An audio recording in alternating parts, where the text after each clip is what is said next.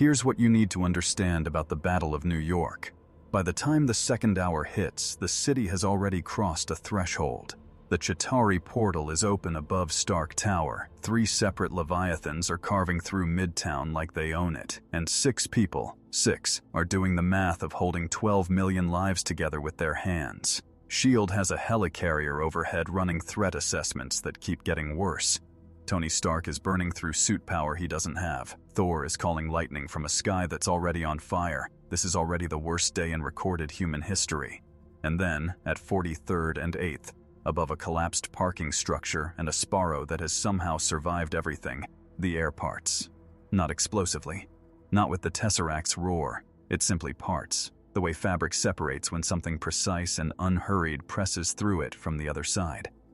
And she steps out, and the tear closes behind her like it was never there. So here's the first thing that happens when Vados arrives in New York. The sound. And I want to be specific about what kind of sound because it matters. It's not an explosion. It's not a boom or a crack or anything your brain would file under battle damage. It's a single resonant note, low, perfect, the kind of frequency a tuning fork produces when struck against something fundamental, that radiates outward from her arrival point in a clean sphere of compressed air. Every window within 2 blocks that has survived 3 hours of Chitauri plasma fire shatters in the same instant. Car alarms activate on vehicles with no remaining functional components. A section of exposed I-beam on the collapsed parking structure vibrates visibly for 3 seconds, and 300 pigeons sheltering under a highway overpass half a block south launch themselves skyward in one coordinated movement and do not come back. All of that. From one woman stepping through a dimensional fold, she hasn't even looked up yet. She lands on the broken sidewalk. And this is the detail that the few surviving witnesses will struggle most to explain afterward. Her feet make no sound, 0 impact noise. On a surface of fractured concrete and broken glass, complete silence. She's tall, composed, dressed in white and gold that belongs to no aesthetic vocabulary this city has ever developed. Her staff rests in her right hand at an angle of total unconsidered ease. She turns her head left, studies the burning skyline, turns right, studies the portal still hemorrhaging Chitauri into the upper atmosphere. And her expression does not change, not even slightly. She looks exactly like a woman who has stepped off a train in a foreign city and is deciding with quiet efficiency which direction is worth her time. The city is ending around her. She is, essentially, checking the map. 14 blocks north, Tony Stark is 30 seconds into calculating a trajectory for a nuclear warhead he fully expects to kill him, which is already a sentence that summarizes how bad this day has gotten, when Jarvis flags the anomaly. And here's what makes this moment so significant.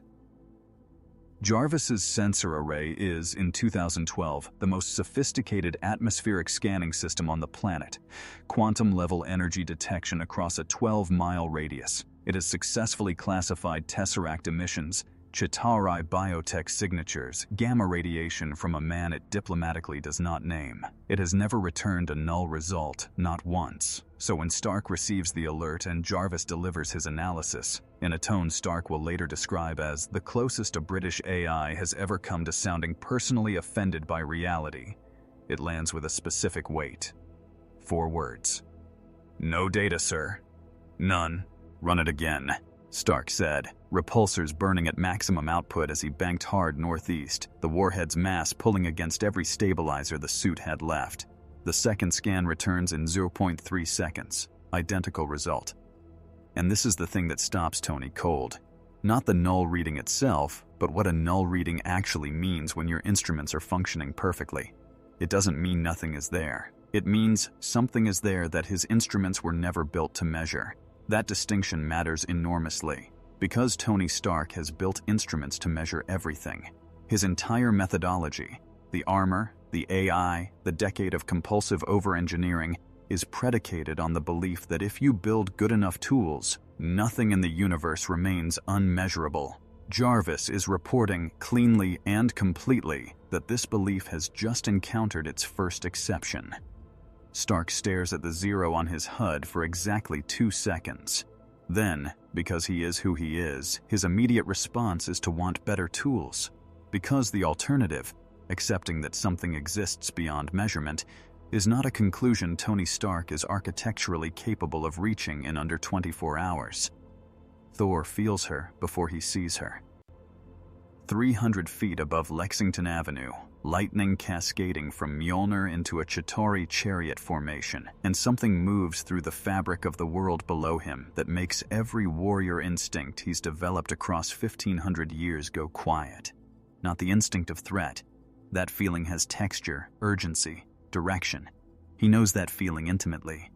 This is something older, something that resonates at the frequency of divine authority so completely that his own divinity responds to it before his conscious mind has formed the thought.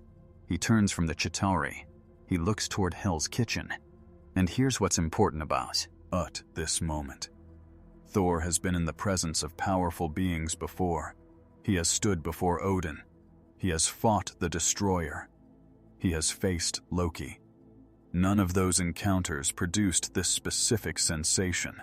The sensation of something operating so far above his register of divine hierarchy that his instincts, trained across centuries, simply defer.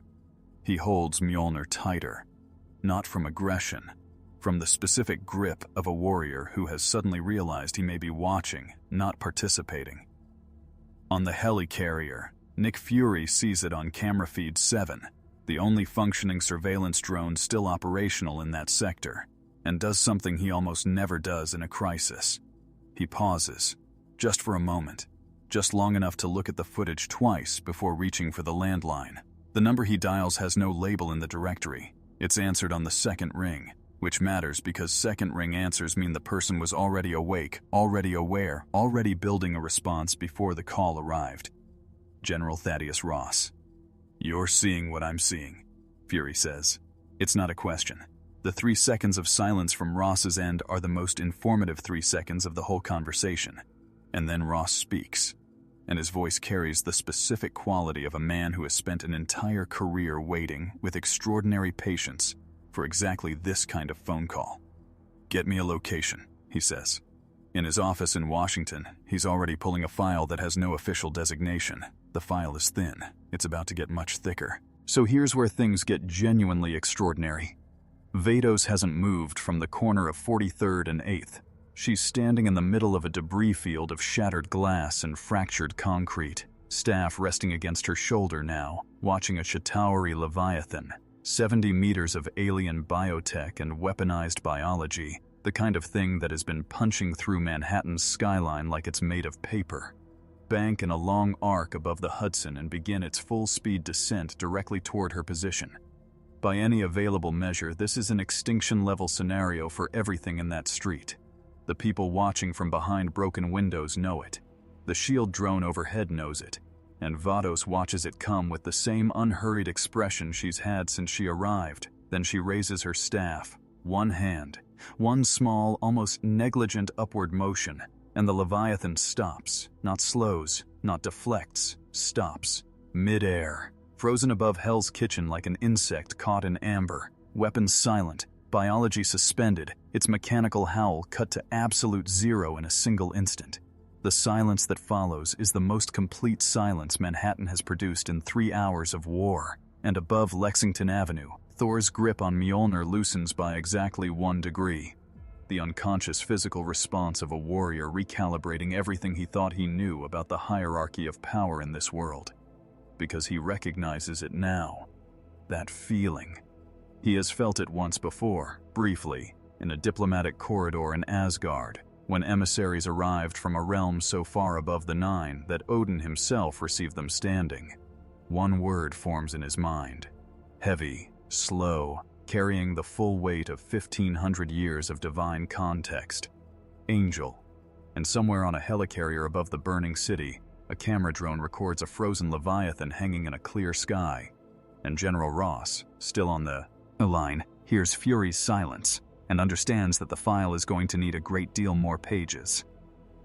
So let's talk about Tony Stark's relationship with the unknown, because it's foundational to understanding why this moment, this specific moment, hits him differently than anything else in the battle. Tony Stark does not fear powerful things. He has stood in front of the Hulk. He has gone toe-to-toe with gods. He has looked at a nuclear warhead and done the math on carrying it himself. What Tony Stark actually fears, at the deepest level of his extraordinarily complicated psychology, is unmeasurable things. Because measurement is control. Measurement is the gap between terrifying problem and engineering challenge. The moment Jarvis can put a number on something, Stark can build a solution to it. That is his entire worldview, compressed into one sentence, and Jarvis has just told him, twice, in the most polite possible British accent, that the anomaly at 43rd and 8th does not have a number, which means Tony Stark is about to land in front of something that has broken his worldview before he's even seen it clearly.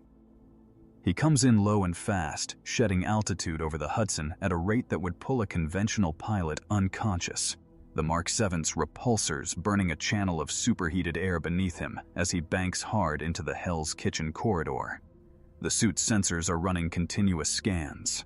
Every 0.4 seconds, a new attempt, a new null result. The HUD's energy signature display returning a clean, empty field in the precise location where a woman and a frozen Leviathan should be generating enough exotic readings to crash the system. Jarvis runs the scans with the diligence of a system that has been programmed never to stop trying. Tony watches the empty readouts with the specific expression he reserves for problems that are making him angry. "Give me something," he says, voice clipped, jaw tight. Jarvis's response is measured. "I am providing everything the system is capable of providing, sir. The system's capability appears to be insufficient."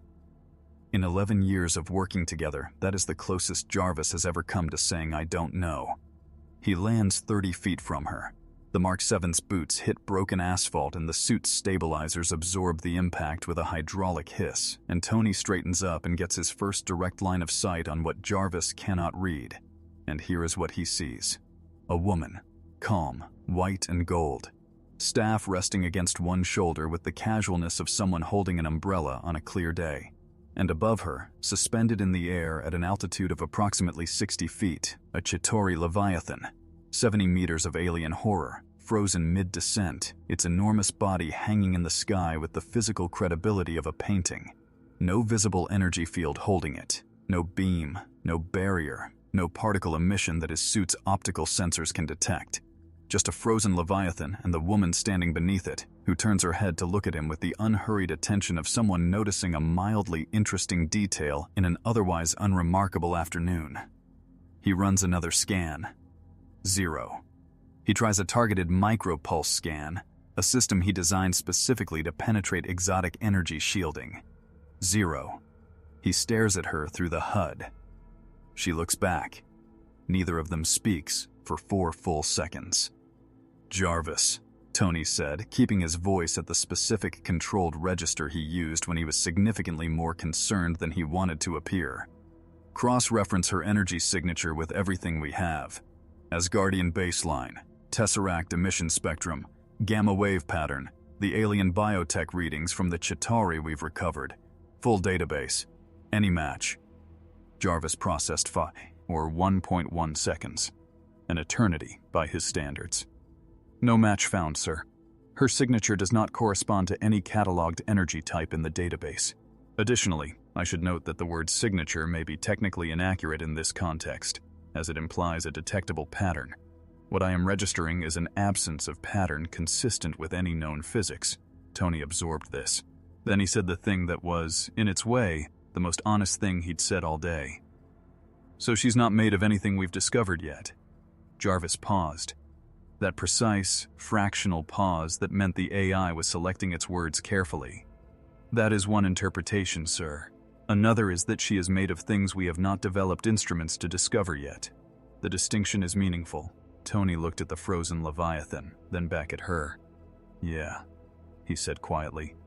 "That's the one that worries me too." And here's what Vados does during all of this. Nothing. She watches Tony Stark run his scans. And she knows he's running scans because a being of her caliber reads the micro-pulse emissions of his sensor array the way you read someone's face. And she simply allows it. There's no impatience in her posture, no irritation at being examined. something closer to the expression of a professor allowing a first-year student to attempt a problem they're not yet equipped to solve, staying quiet while the student works, because the working is the lesson.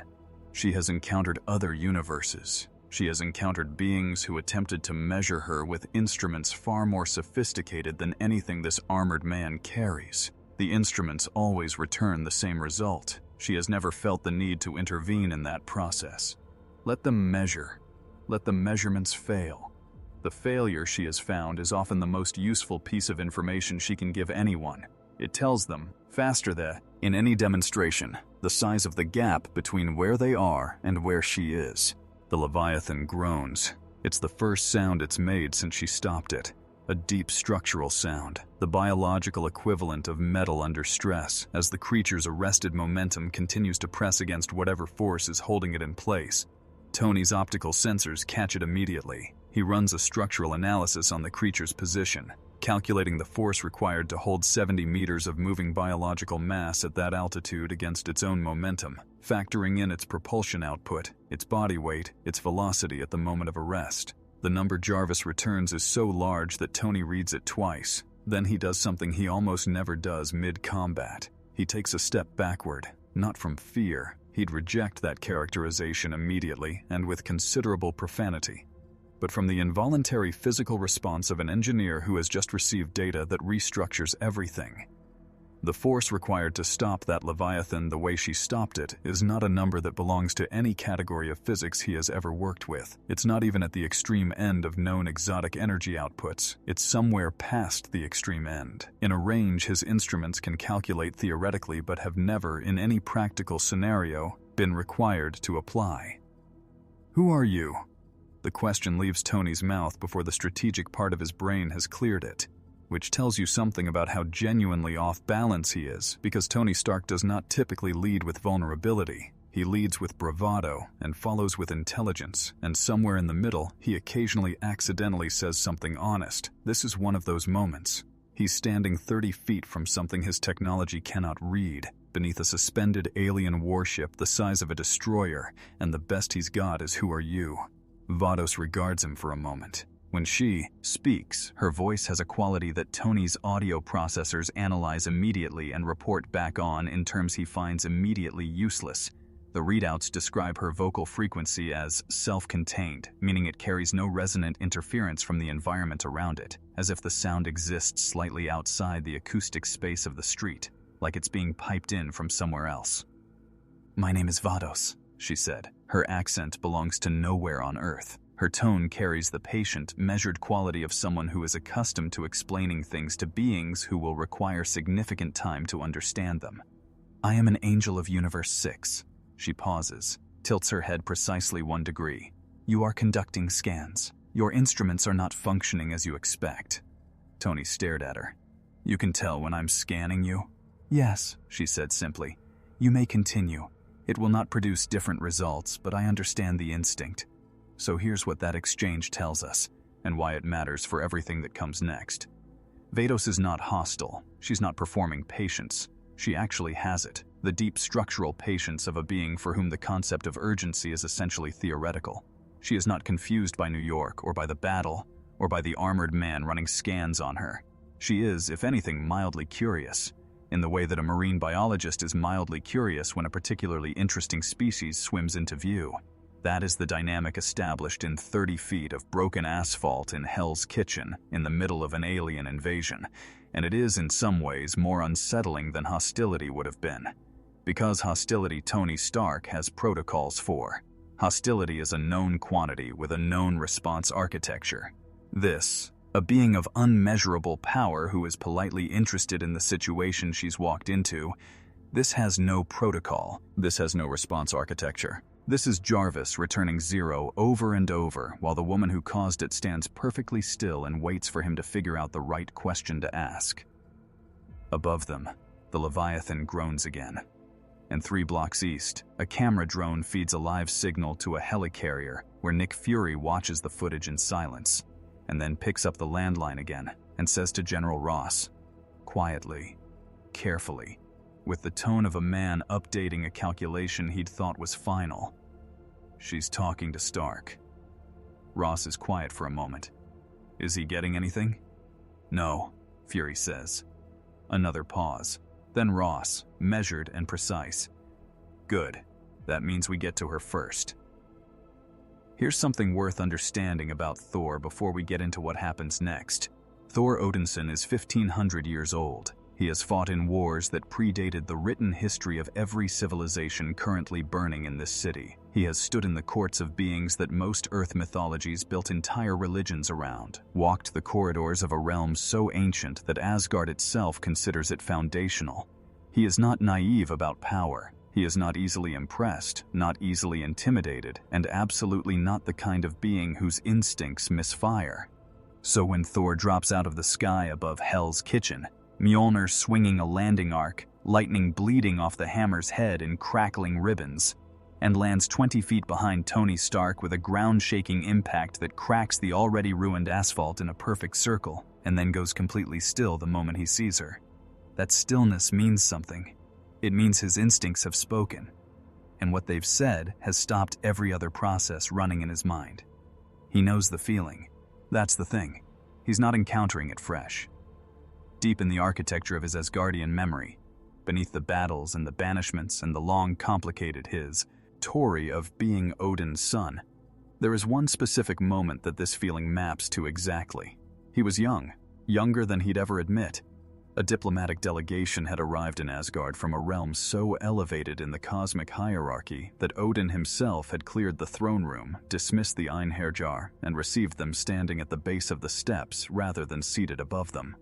Thor had watched from a corridor, half hidden, the way young princes watch things they're not supposed to see. And he had felt, from 30 feet away, this exact quality of presence. Not power in the way he understood power, not strength, not divine authority, not the specific gravity of kingship. Something older, something that existed above those categories the way the sky exists above the things that fly through it. He had asked Odin afterward what they were. Odin had been quiet for a long moment before answering. Angels, he had said. And then, with the particular weight of a king acknowledging something above his own station, we do not discuss them further. Stark, Thor said. His voice was low, lower than Tony had ever heard it, stripped of its usual Asgardian projection, carrying instead the careful, deliberate register of someone choosing their words with unusual precision. Tony turned, registered Thor's expression, filed it immediately under information that should alarm me. Tell me your scanners found nothing, Thor said. It wasn't really a question. 0 across the board, Stark confirmed, watching the Asgardian's face, which based on your expression I'm now understanding is somehow the worse answer. Thor didn't respond to that. He was looking at Vados with the full, focused attention of a warrior conducting an assessment. Except the assessment wasn't producing the outputs a warrior's assessment normally produced. It wasn't producing tactical analysis or threat classification or the instinctive calculation of angles and advantages. It was producing something that, in a human face, you would call recognition. She is not of this universe, Thor said. The words landed with a flatness that meant he wasn't speculating. He was reporting. She is not of the 9 realms. She is not of any realm I have mapped. She is... He stopped, started again. There are beings that exist above the structure of gods, Stark, above kings, above the divine hierarchies that your world has spent millennia trying to describe and has never described accurately. He paused. I have been in the presence of one once, briefly. I was not supposed to be. He looked at Tony. This is that. And here's what makes Thor's reaction so significant, and so different from Tony's. Tony's response to Vados is fundamentally scientific. His instruments fail, so he runs better scans, asks sharper questions, tries to close the measurement gap through engineering. His relationship with the unknown is adversarial. He attacks it with tools until it becomes known. Thor's response is different in a way that cuts much deeper, because Thor has a theological framework for this. He has a cosmological vocabulary that includes, at its outer edges, the acknowledgement that the hierarchy does not end with Asgard, that above the gods, in the structure of the universe, there are classifications he has been taught not to probe. Tony can't measure her because his instruments aren't good enough. Thor can't measure her because he was raised to understand that some things aren't measured. They're respected. And the gap between those two responses, the engineer's frustrated inadequacy and the god's instinctive deference, tells you everything about what Vados actually represents. She isn't just powerful. She's the proof that the map everyone is using is missing entire continents. Vados had been watching Thor since he landed, with a quality of attention that was subtly different from how she'd watched Tony, more direct, more considered, the way you look at someone who has said something that earns a second look. When Thor met her eyes, that full, deliberate Asgardian eye contact that carried 15 centuries of learned authority, she held it without adjustment, without the microsecond of recalibration that most beings produced when an Asgardian looked at them that way. She simply looked back, with the comfortable steadiness of someone who had been looked at by beings far more imposing than this, and found the experience consistently untroubling. Then she spoke to him directly, and in doing so acknowledged something she had not acknowledged to Tony. "You know what I am?" she said. It was not phrased as a question. Thor inclined his head, a small movement, precise and deliberate, carrying in its angle an acknowledgement that Tony immediately registered as something Thor did not do casually. "Not entirely," Thor said carefully, "but enough. Enough to know that the correct approach is not the one my colleague has been attempting." He glanced at Tony. Tony's HUD was still running scans. "You're saying stop scanning her?" "I am saying," Thor replied, in the tone of a man translating something from a language that doesn't map cleanly, "that there are beings toward whom the appropriate first gesture is not measurement. It is courtesy." So Tony Stark, billionaire, genius, and man with a near-perfect record of ignoring advice, actually pauses the scans. It takes him 4 seconds to make the decision, which is, by his standards, an eternity of genuine consideration. He looks at the empty readouts, looks at Thor's expression, looks at the Leviathan still hanging in the sky like a permanent editorial comment on the limits of everything he knows, and he drops the active scans. Not because courtesy feels natural to him, it doesn't, but because Tony Stark is, underneath everything, a pragmatist. And the pragmatic reading of this situation is that the strategy of running the same failed test repeatedly while the subject watches with patient amusement is not a strategy. It's a habit. He closes the scanning interface. The HUD shifts to passive observation mode. Vados notices the change immediately. She looks at him with something that is not quite approval, that would imply she'd had a prior expectation to be met, but carries a quality of acknowledgement, like a teacher noting that a student has stopped doing the wrong thing, which is the necessary prerequisite for starting to do the right one. "Better," she said. It was a single word delivered without condescension, and somehow that made it worse. 3 blocks away, behind the remains of a newsstand that had been structurally improved by an Audi landing on it, a SHIELD field agent named Coulson, no, not that Coulson, a different one, Agent Reyes, 26 years old and 11 months into her first field posting, was filming everything on a device that was not technically supposed to exist yet. A prototype SHIELD surveillance unit that could capture and transmit in real time to the helicarrier.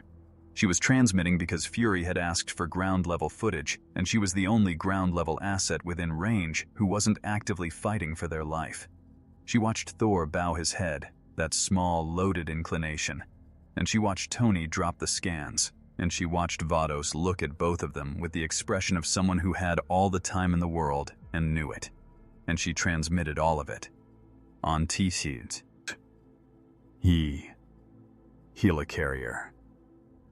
Fury watched the footage with his hands behind his back and the specific stillness of a man running calculations that kept arriving at answers he didn't like. He had in his career classified many things: threats, assets, anomalies, wildcards. He did not yet have a classification for a being that made Thor deferential and broke Tony Stark's instruments by existing near them. He needed one. He needed one quickly, because General Ross was going to ask.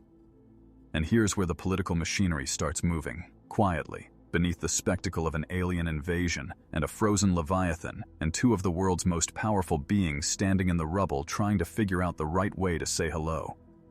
General Ross is not watching the battle. He stopped watching the battle 20 minutes ago. He is watching her. He has pulled satellite feeds, drone footage, Reyes's ground transmission, everything S.H.I.E.L.D. has on the anomaly in Hell's Kitchen. He has a legal team on standby, because Ross always has a legal team on standby. He has a containment specialist on a secure line. And he is building, with the careful, patient architecture of a man who has spent his career turning extraordinary things into government assets, a file. The file does not yet have a name. It will. Within 48 hours, it will have a name, a classification level, and a proposed protocol.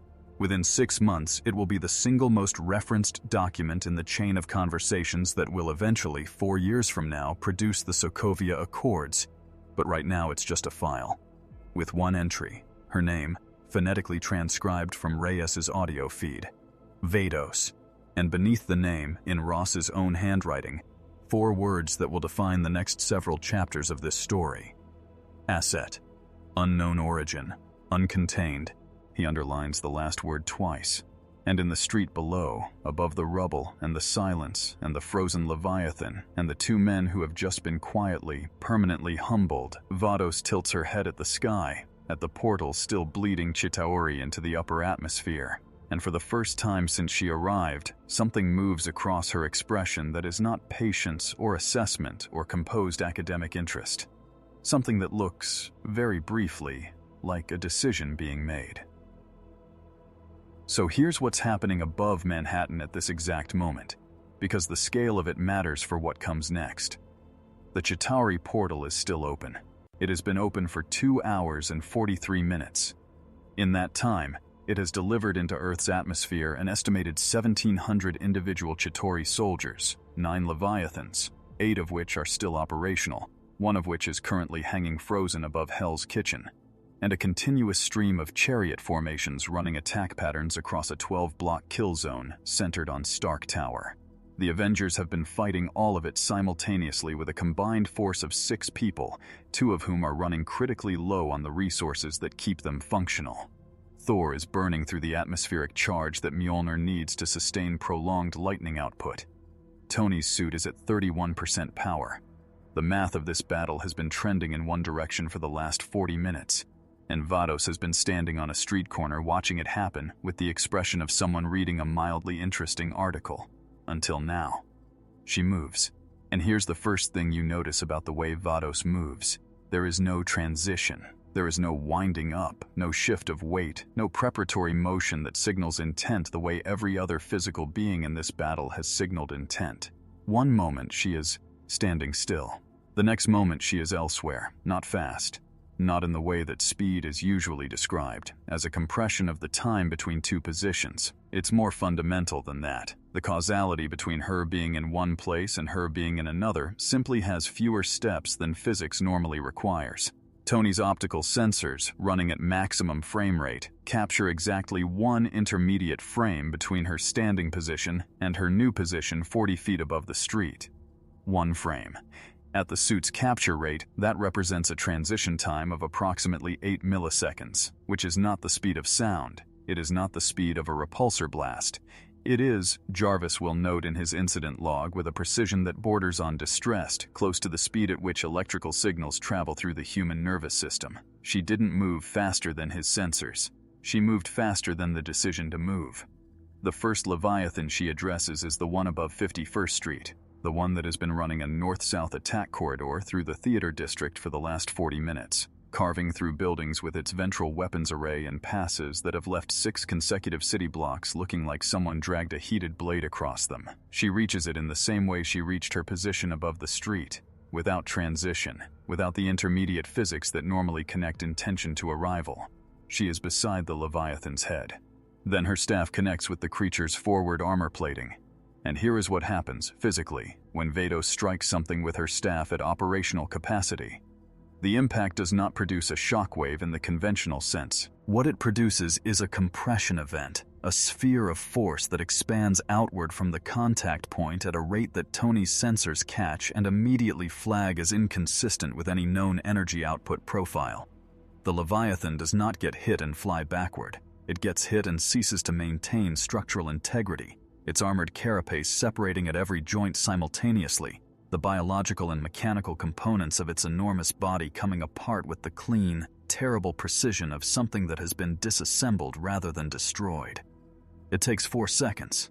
Tony watches it on his HUD with the specific expression of an engineer watching a demolition occur with a methodology he cannot reverse engineer. "Jarvis," he said very quietly, "energy output on that strike." Jarvis processed for 0.8 seconds. "Inconclusive, sir. The sensors registered the event but cannot quantify the force involved. The closest analogy in the database would be a localized gravitational shear event, but the signature does not match gravitational physics as we understand them." Tony watched the Leviathan's remains begin their long fall toward the Hudson. How long did it take her to do that? Approximately 4 seconds from initial contact to full structural failure. A pause. "For reference, sir, the most powerful repulsor strike the Mark 7 is capable of generating would require sustained fire of approximately 9 minutes to produce comparable structural damage to a Leviathan, assuming optimal targeting." Tony said nothing for 3 full seconds. Then, 9 minutes versus 4 seconds. "Yes, sir." Another pause. "I thought the comparison might be informative."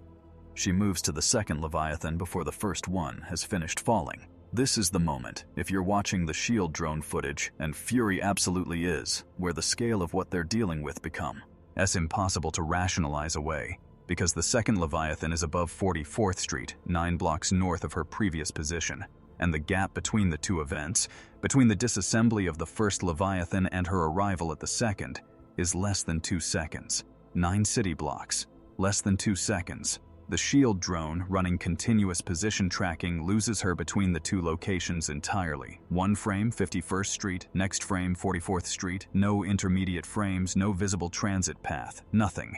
Fury watches the footage, rewinds it, watches it again. Then he turns to the tactical analyst beside him, a woman named Chen who has been running threat assessments for 6 hours without a break, and says very carefully, "Am I looking at a teleport?" Chen studies the data for a long moment. "No," she says finally. "Teleportation leaves a transit signature. There's no signature here. She's just..." She stops, starts again. "She's just not subject to the requirement of being between 2 places, sir. She was here. Now she's there. The between part didn't happen." Fury absorbs this. "Write that up," he says, in English. 4 minutes and 17 seconds after Vados first moves, the invasion is over. Let's be precise about that, because the precision matters. 4 minutes, 17 seconds, 9 Leviathans, 1,700 Chitauri ground troops. In 4 minutes and 17 seconds, Vados moves through the battle space above Manhattan and removes every significant Chitauri asset from the engagement with the systematic, unhurried efficiency of someone completing a task they find neither difficult nor particularly interesting. She does not fight the Chitauri ground troops individually. She does something more efficient, which Tony's sensors register as a pulse event emanating from her staff that propagates outward across the battle zone in a precise radius and interacts with the Chitauri biotech at a fundamental level, disrupting the control signal that keeps them coordinated and functional. They don't die. They simply stop. Every Chitauri soldier in the affected radius drops to the ground in the same instant, like marionettes whose strings were cut simultaneously. It takes her 11 seconds. The ground troops had been the component of the invasion that was going to take the longest to clear. She allocates 11 seconds to it. Thor has not moved since she started. This is important. Thor, who has been fighting continuously for nearly 3 hours, who has been calling lightning across half of Manhattan, who has the warrior's instinct to engage every threat in his vicinity, has been standing in the street watching Vados work with the complete physical stillness of a being who has correctly identified that the most important thing he can do in this moment is stay out of the way. Tony is beside him. Tony's repulsors are powered down. His scanning systems are in passive mode. He is watching the HUD footage of her moving through the battle space. The clean, surgical progression from Leviathan to Leviathan, the 11-second ground troop solution, the efficiency that has no wasted motion in it, no escalation, no visible exertion, and he is doing something he genuinely almost never does in a crisis. He is simply watching, taking it in, not building a response or a counter or a next step protocol, just watching. Because some things, Tony Stark is slowly and painfully learning, you have to look at before you can understand them, and you have to understand them before you can do anything useful about them. She's not even... He starts. No, Thor said. He knew what Tony was going to say. She's not even trying. She is not, Thor confirmed, with the careful tone of someone who is being precise rather than dramatic. This is not effort for her. This is... He paused, selected the right word. Administration. And here's what administration looks like in the final 10 seconds of the Battle of New York's second phase. The portal. The Chitauri portal that has been open above Stark Tower for 2 hours and 43 minutes. The dimensional gateway that the entire battle has been oriented around. The problem that Tony Stark was in the process of solving with a nuclear warhead and the reasonable expectation of his own death. Vados closes it. She rises to the altitude of Stark Tower's upper floors, raises her staff, and makes a motion with it that Tony's optical sensors capture in full, and that Jarvis spends 40 minutes afterward attempting to categorize. It is not an energy discharge. It is not a dimensional pulse, not a reality wave, not any classification of exotic event in the database. It is more like, and Jarvis will flag this description as imprecise but currently optimal, an edit. The way you edit a document by selecting the unwanted section and removing it. The portal does not collapse dramatically. It does not shrink and implode and produce a cinematic shockwave. It simply closes, neatly, completely, like a parenthesis being shut. The sky above Stark Tower goes blue. The sound of the battle, which has been the constant, omnidirectional audio backdrop of the last 3 hours, stops. The silence arrives all at once, across 12 city blocks, like a physical presence. Thor closes his eyes briefly. Tony stares at the empty sky through his HUD. On the helicarrier, nobody speaks for 11 seconds. And then General Ross, still on the landline, breaks the silence in the most Ross way imaginable. How long did that take her? Fury checks the timestamp. His voice, when he answers, carries the precise, careful flatness of a man who knows the number he's about to say is going to change everything. 4 minutes, Fury said. 17 seconds. The line is quiet. Then Ross, slowly, and Stark's people have been at it for 3 hours. Yes, Fury says. Another silence, longer this time. The kind of silence that in Washington means someone is opening a new file. I want her, Ross said. And somehow those 3 words, delivered quietly without drama into a secure phone line above a suddenly silent city, are more frightening than anything that happened in the battle. Here's the thing about the aftermath of a battle. The fighting is the part everyone focuses on. The footage, the damage assessments, the casualty reports, the footage again. But the real action, the action that actually shapes what comes next, happens in the 48 hours after the shooting stops. In conference rooms, on secure phone lines, in the gap between what officially happened and what the people with access to the full picture know actually happened. The Battle of New York is going to be remembered for the Avengers, for the portal, the nuke, the heroics. That's the version the press gets, the version that goes into the history books. But there is a second version, classified at a level that most S.H.I.E.L.D. directors never reach. And it begins the moment Vados closes that portal and the silence falls across 12 city blocks. Because in that silence, approximately 9 different institutions simultaneously realize they have a problem. And the problem is that the most significant event of the entire battle happened in a 4-minute window that most of the world didn't see clearly enough to understand. They are going to want to understand it, and they are going to disagree, loudly and politically, about what understanding it should lead to. Nick Fury moves first. This is not surprising. Fury moving first in a post-crisis window is so consistent that S.H.I.E.L.D. agents have a name for it internally, the 30-second window. The 30 seconds after a situation stabilizes in which Fury has already made 3 decisions and is executing on 2 of them before anyone else has finished exhaling. He dispatches 6 field teams to a perimeter around Vados' last confirmed ground position. Not to contain, he is not, at this stage, delusional enough to believe containment is a realistic option, but to establish presence. to be the first institutional face she interacts with in the post-battle period. Because Fury understands something about extraordinary beings that Ross, for all his operational intelligence, consistently misses. You do not manage an entity like this through force or legal architecture. You manage it through relationship. You be useful to it before anyone else gets the chance. You make yourself the first familiar face in an unfamiliar situation. You make S.H.I.E.L.D., in her mind, synonymous with the people who helped rather than the people who demanded. He gives himself 30 minutes to establish that before Ross's people arrive. It is, he knows, an optimistic timeline. Vados is standing on the roof of a building on 45th Street when Fury's lead field team finds her. She has not moved from this position in 22 minutes. She is looking at the city with an expression that the field team leader, Agent Marcus Webb, 15 years with S.H.I.E.L.D., fluent in 4 languages and the body language of dangerous things, will later describe in his incident report as academic, not withdrawn, not threatened, not performing the studied neutrality of a being concealing its intentions, simply observing, taking in the skyline with the patient, comprehensive attention of someone building an accurate picture of a new environment. Webb approaches her the way Fury briefed him to. No weapons drawn, no scanning equipment visible, no posture of authority or demand.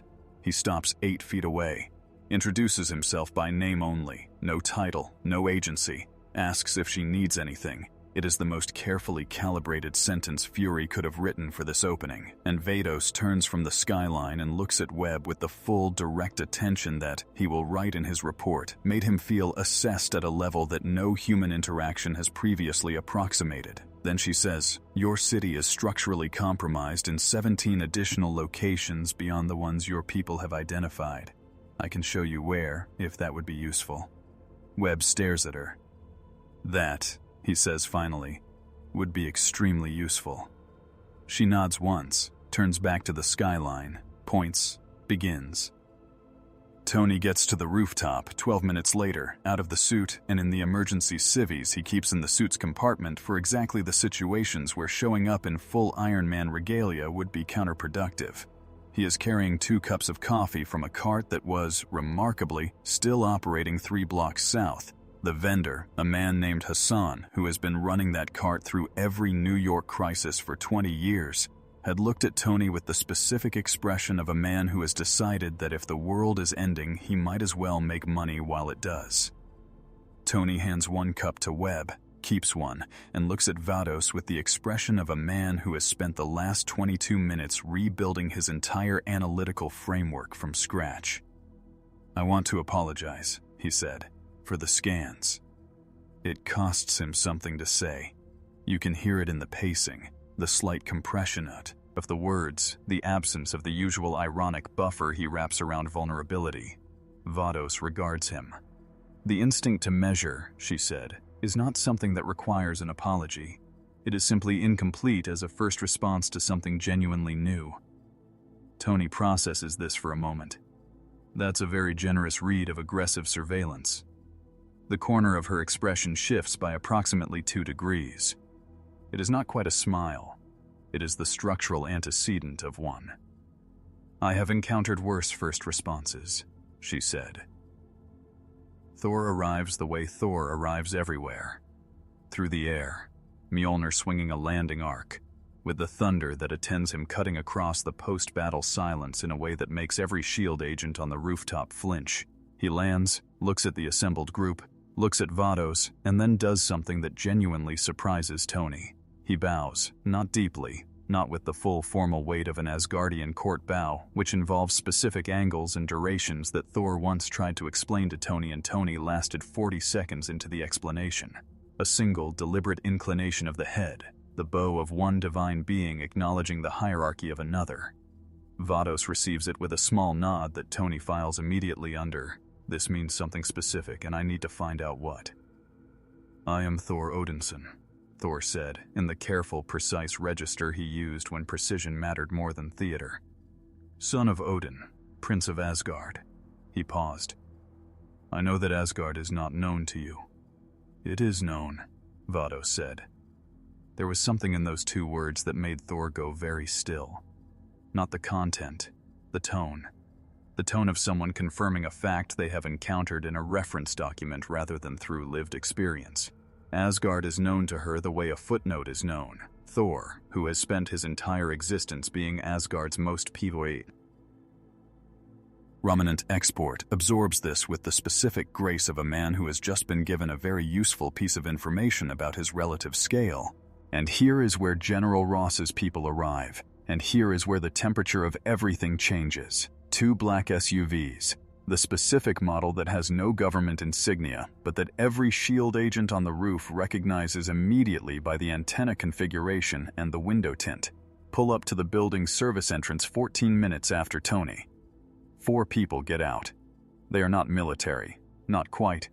They carry themselves with the posture of people who operate in the space between military authority and legal framework, the space where things get done without the inconvenience of formal process. They come up the stairs and emerge onto the roof with the practiced efficiency of people who have done this in higher stakes situations. And the lead one, a woman named Hargrove, early 40s, the expression of someone who calculates everything before speaking, surveys the rooftop, identifies Vados, and crosses to within 6 feet of her with a directness that makes Webb reach automatically for his radio before stopping himself. "Ma'am," Hargrove said. "She has a tablet. On the tablet is a document." "My name is Dr. Hargrove. I represent the office of General Thaddeus Ross. We'd like to discuss your status, your presence on U.S. soil, and the question of how we can be mutually helpful going forward." She holds out the tablet. The document on it is 4 pages. It has a lot of legal language. It uses the word oversight 11 times. Vados looks at the tablet, then at Hargrove. "You want to determine whether I can be directed," she said. It was not phrased as a question. Hargrove's expression does not change. "We want to establish a framework for cooperation," she said, the diplomatic version of yes. "So here's what happens next, and it's the moment that everyone on that rooftop will describe differently in their subsequent reports, because it lands differently dependent on where you're standing." Vados takes the tablet. She reads the document. She reads it the way she does everything, completely, without hurry, with the focused attention of someone who intends to understand rather than skim. It takes her 45 seconds to read 4 pages of dense legal text, which is itself a data point nobody misses. Then she hands the tablet back. "This document," she said, in the tone of a professor returning a paper with extensive notes, "assumes a framework of authority that does not apply to my situation. It references jurisdiction. Jurisdictions are constructs that derive their validity from the consent or subjugation of those within them. I am neither." She tilts her head at Hargrove. "I understand that this is frustrating for the institution you represent. I am not opposed to being useful to this world. I am opposed to being categorized by it in ways that are inaccurate." Hargrove stares at her. The tablet is back in her hands. The document's 11 uses of the word oversight suddenly feel very, very ambitious. Behind Hargrove, Tony Stark is looking at the middle distance with the expression of a man who has just heard someone else articulate the argument he's been trying to make about government oversight for 3 years, except better, and is processing complicated feelings about that. And here's where we need to stop and look at the board, because the political architecture of what's happening on this rooftop is going to echo for years, literally years. Ross gets Hargrove's report within the hour, and what the report tells him, between the lines, in the gap between what Hargrove writes and what it means, is that the conventional playbook doesn't work here. The playbook that worked on Banner, that almost worked on Rogers. That works, with varying degrees of friction, on every enhanced individual the government has encountered so far. The playbook of legal framework, jurisdictional authority, and the implicit threat of institutional force. It doesn't work on Vados because Vados is not operating within the system that the playbook was written to manage. She is not a citizen. She is not subject to any law this country, or any international body, has the standing to enforce. She cannot be threatened because the things governments use as threats simply don't scale to her. She cannot be offered incentives because she doesn't want anything this government has to offer. She is, from Ross's perspective, the most significant asset he has ever encountered and the most operationally inaccessible one simultaneously. And the frustration of that, the specific, grinding frustration of a man whose entire professional identity is built on the belief that every asset can be controlled if you find the right lever, is going to produce, over the next 4 years, a paper trail of memos and proposals and increasingly creative legal interpretations that a young lawyer named Everett Ross will one day organize into a formal framework. A framework that will not be aimed only at her, but she will be its origin. She will be the case that proved the existing rules weren't enough. Up on the rooftop, with the city's post-battle silence spreading outward in every direction, and Hargrove walking back toward the stairwell with a tablet full of insufficient documents, Vados looks back at the skyline. Then she looks at Tony. "Your city has 17 structural vulnerabilities," she said. "Would you like to begin with the most critical, or proceed in geographic order?" Tony blinks, looks at Webb, looks at Thor. Thor shrugs. The Asgardian version of "don't look at me, I'm just glad she's talking to us." Tony turns back to her. "Most critical," he said. "Always most critical." She nods and begins to walk, and Tony Stark, genius, billionaire, man who measures everything, follows a being his instruments cannot read across a rooftop above a broken city, taking notes. Here's something nobody talks about when they discuss the aftermath of the Battle of New York. The structural damage. Not the dramatic, visible stuff, the craters, the collapsed facades, the buildings that are obviously compromised, the subtle stuff, the load-bearing walls that absorbed shockwave after shockwave and are now holding together on habit and optimism, the underground infrastructure, water mains, gas lines, subway tunnels that shifted microscopically under the weight of Leviathan impacts and are now sitting at angles their engineers never intended.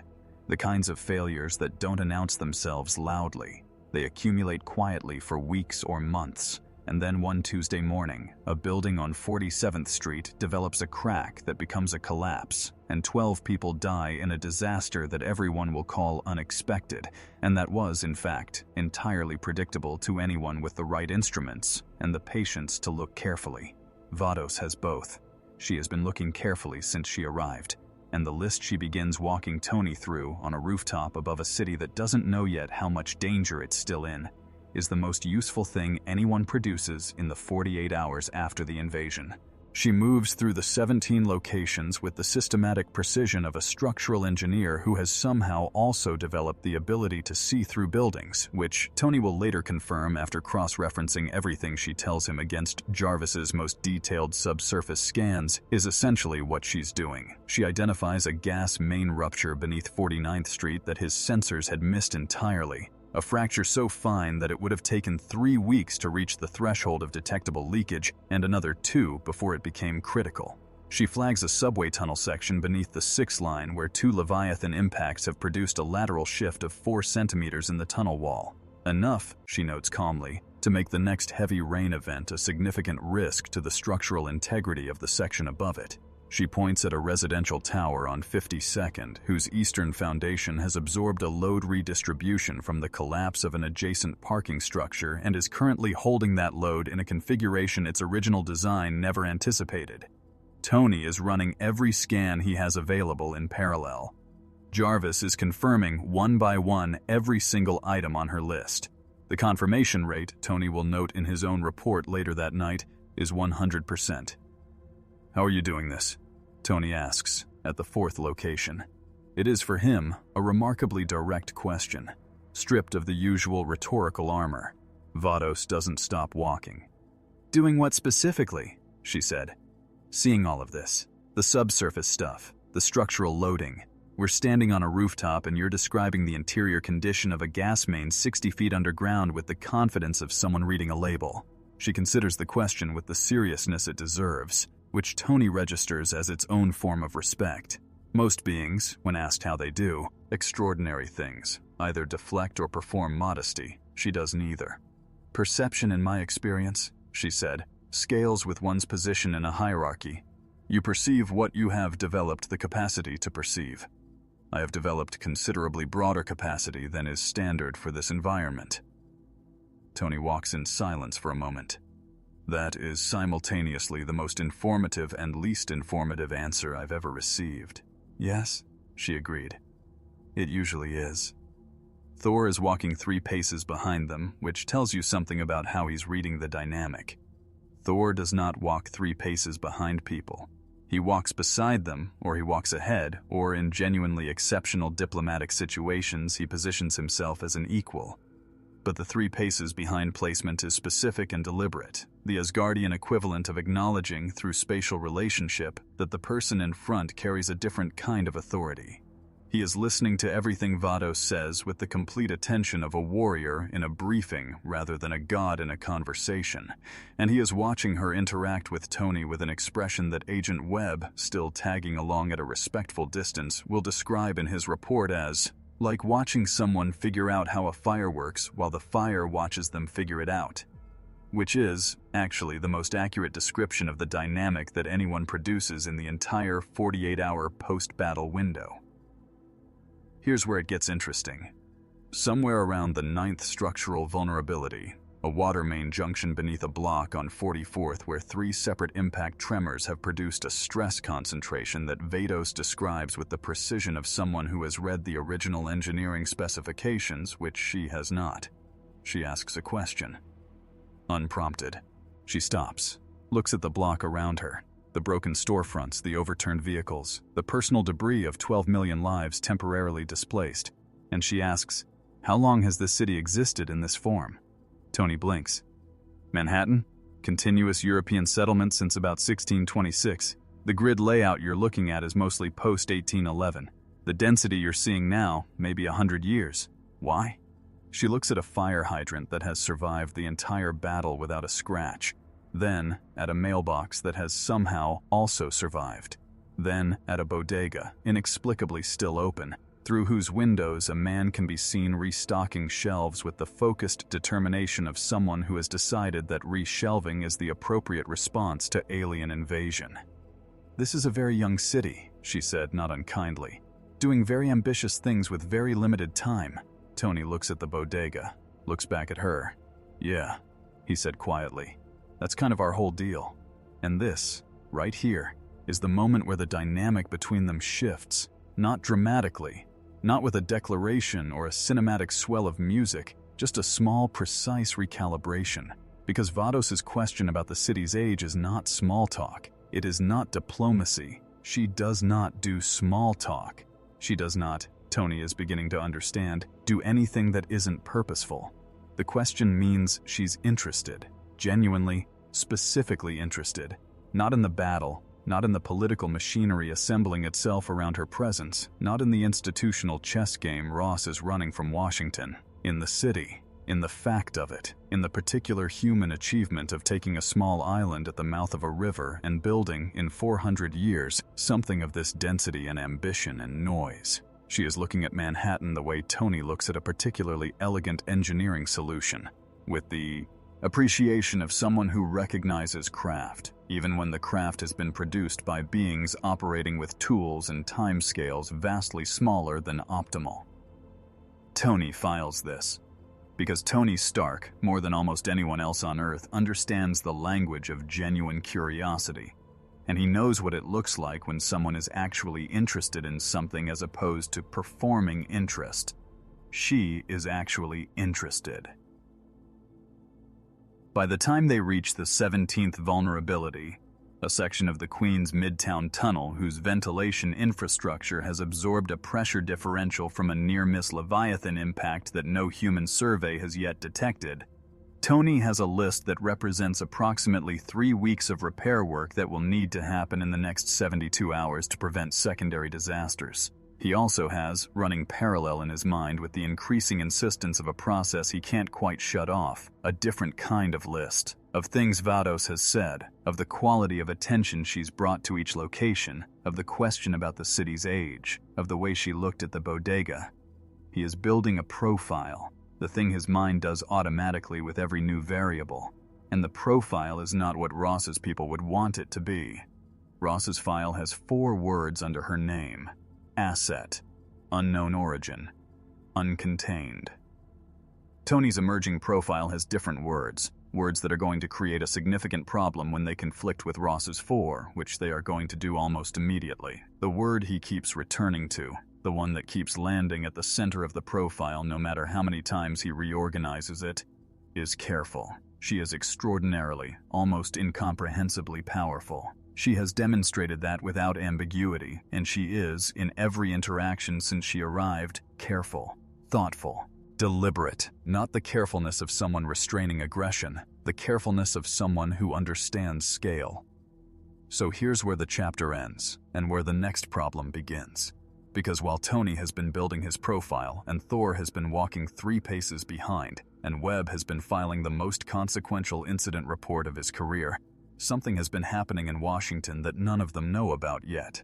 Ross has received Hargrove's rooftop report. He has read it twice. He has had a 90-minute call with 3 people whose names do not appear in any public record of this period. And he has made a decision. Not a public decision, not a policy decision, not the kind of decision that gets documented in official channels at this stage. The quiet kind. The kind that starts as a conversation in a room that has no recording devices, with people who understand that what's being discussed will not appear in writing until it's already been executed.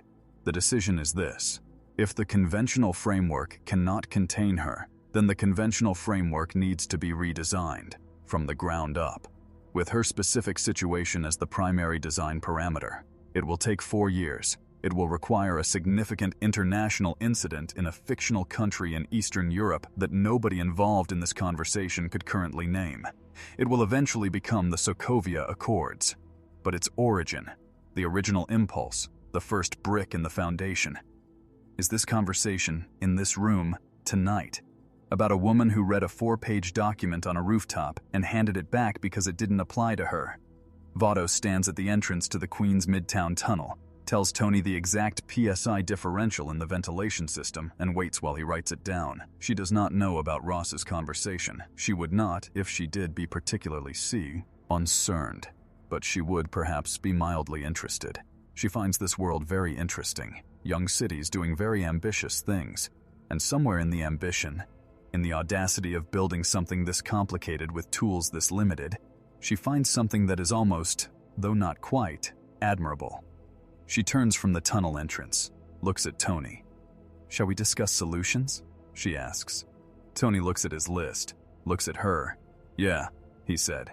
"Let's build something." Here's what you need to understand about General Thaddeus Ross. He is not stupid. This is important because the easy read of Ross, the read most people settle for, is that he's a blunt instrument, a hammer looking for nails. A military man whose solution to every problem is a bigger version of the last solution. That read is wrong, and mistaking it for correct is genuinely dangerous. Ross is, in fact, one of the most sophisticated institutional operators in the American government. He has spent 30 years building a specific kind of expertise, the expertise of turning extraordinary things into manageable things. Banner, the Gamma program, every enhanced individual the government has quietly documented since the 40s. Ross does not see monsters. He sees resources with containment problems. And the difference between those two framings is the difference between a man who reacts and a man who builds. Ross builds, slowly, carefully, with the long patience of someone who understands that the infrastructure of control takes years to construct but lasts decades once it's in place. He has been building since the moment Fury called him. He has not stopped. The document that begins circulating in Washington 48 hours after the battle has no official title yet. Internally, Ross's team refers to it as the Anomalous Asset Framework, which is government speak for what do we do about beings we can't control through existing mechanisms. It is, at this stage, 9 pages, single-spaced. It references 3 separate legal precedents, 2 international treaties, and 1 classified executive order that most sitting senators don't know exists. It has been reviewed by 4 lawyers and 1 philosopher. The philosopher being, in Tony's opinion when he eventually sees a leaked version 18 months later, both the most alarming and the most honest contributor to the document. The philosopher's section is titled "The Problem of Jurisdiction over Non-Citizen Entities of Uncertain Origin." It is 3 pages long. It contains the phrase "functional sovereignty" 4 times. It is, Tony will say later, the most politely written threat he has ever read. Because what it's describing, under all that careful language, is a mechanism for making Vados subject to laws she has explicitly said do not apply to her. Not through force. Ross is not delusional. Through architecture, through building a legal and institutional structure so comprehensive, so multilateral, so thoroughly embedded in the international framework that existing outside it becomes practically impossible, even for her. Tony finds out about the document on day 3, not from Ross, from Pepper, who got it from a contact at the State Department who owed her a favor from a situation in 2009 that nobody needs to elaborate on. Pepper walks into the workshop at 2 in the morning, sets a printed copy on the workbench between a repulsor array Tony is rebuilding and a half-eaten plate of something that was food 6 hours ago, and says, "Ross is building a cage." Tony picks you up the document, reads the first page, reads the philosopher's section, sets it down, picks it up again. "He's going to try to make it international," Tony says. "UN Security Council resolution, bilateral agreements with NATO partners, a multilateral framework that creates the appearance of consensus rather than unilateral American authority." Pepper looks at him. "You sound like you've been thinking about this." Tony puts the document down. "I've been thinking about a lot of things since Tuesday," he said. And he has. He has been thinking about Jarvis's null readings and Thor's bow, and the way Vados looked at that bodega and the 17 structural vulnerabilities she found in 22 minutes, and the word careful that keeps landing at the center of his profile. He has been thinking about what it would mean to cage something careful, and what it would do to the thing if you succeeded. Meanwhile, and this is happening completely independently of the Washington machinery, Thor has gone to the one source of information he trusts on matters of this nature. He has gone to Heimdall. The conversation is private. It happens through the particular method of communication that Asgardians use when the Bifrost is unavailable, which involves a ritual that looks to any human observer like a large blonde man standing in a field in upstate New York staring at the sky for 40 minutes. What Heimdall tells him is classified in the Asgardian sense, meaning Thor will share it selectively and carefully because some information changes the weight of everything around it when it enters a room. But the broad outline is this. Heimdall, who sees across the 9 realms and beyond them into the spaces between, who has been watching the dimensional borders since Asgard was young, confirms what Thor's instincts told him on the rooftop. She is not from any realm he has mapped. She is from a structure entirely separate from the one Asgard exists within. And she is, by the standards of that structure, not exceptional. She is, by the standards of that structure, functionally routine. Thor stands in a field in upstate New York and absorbs this information with the specific, slow difficulty of a being recalibrating everything he thought he knew about the size of the universe. Then he calls Tony, because Tony needs to know before Ross's document gets any further. The call happens at 6 in the morning. Tony is still in the workshop. Thor is in a diner in upstate New York that he found by following his nose toward coffee, which he has decided is one of the better things about this planet. Heimdall has confirmed her origin, Thor says, without preamble. Thor does not do preamble at 6 in the morning, or ever, really. She is from a separate cosmological structure, separate from ours, from all of ours, Asgard, Midgard, the 9 realms. Tony is quiet for a moment. Define separate. I mean that the hierarchy she belongs to does not share an origin point with the hierarchy we belong to. They are parallel structures. Independent. Another pause from Tony. How high up is she in her hierarchy? Thor is quiet for a moment that is longer than it should be, which tells Tony the answer before Thor says it. She is not at the top, Thor said carefully. She is not at the top, Stark. She is a mid-level functionary in her structure, a teacher, an attendant, he searches for the right word, an administrator. Tony stares at his workbench, at Jarvis's null readings, which he's had printed and pinned to the wall because he is the kind of person who pins his failures to the wall so he has to look at them. So the thing that ended a 3-hour alien invasion in 4 minutes, Tony says slowly, is the equivalent of a middle manager. In her hierarchy? Thor confirms. Yes. The silence on the line is the loudest silence Tony has produced in 3 days of loud silences. Thor, he says finally. Ross is building a cage. Thor is quiet. Yes, he said. I know. That is why I called. Here's the problem with building a cage for something you can't measure. You cannot engineer tolerances for a force you have no data on. This is basic structural principle. You build to a load rating, and the load rating comes from measurement, and measurement requires instruments, and the instruments have to be calibrated to the thing you're measuring. Ross's team is building a legal and institutional cage. Tony understands better than anyone that legal and institutional structures are load-bearing in their own way. They hold things in place not through physical force, but through the weight of consensus, legitimacy, and consequence. But those loads only hold if the thing inside the cage is subject to the same social physics as everything else. If it cares about legitimacy. If consequences scale to it. If the weight of international consensus means something to a being for whom international consensus represents the political activity of a species. She watched end an alien invasion in 4 minutes. The species doing the watching, not the one doing the ending.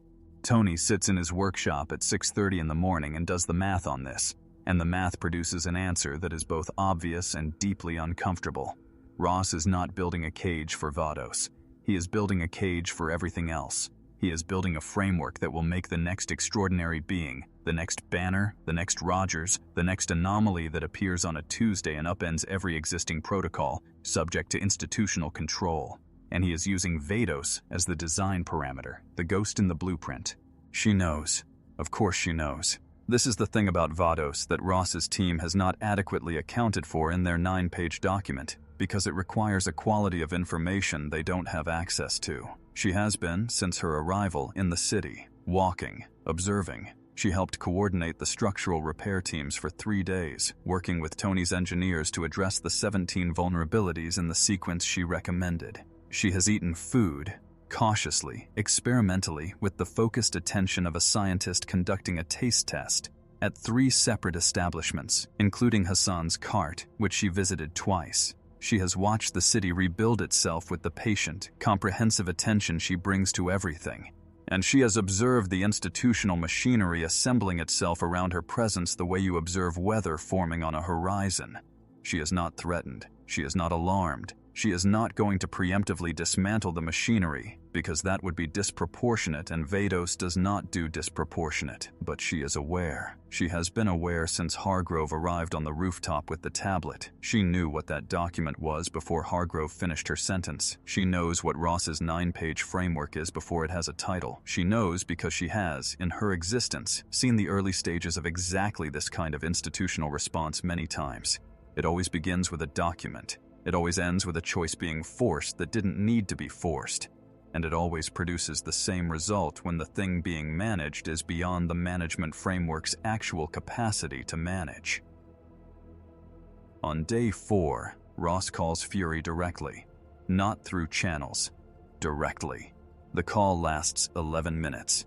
Fury will not discuss the content of the call in any subsequent record, which tells you more about its content than a transcript. T would. What is documented, because Webb is very good at his job and has been very thorough, is what happens immediately after the call.